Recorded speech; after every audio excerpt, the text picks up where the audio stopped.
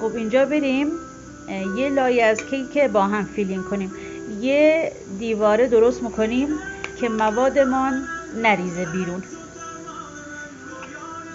خب اول موز میریزیم،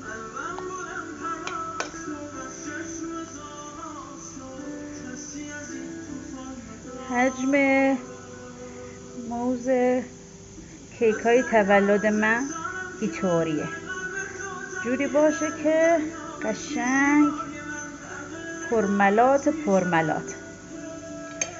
خب الان اینجا گردو و شکلات چیپسی میریزیم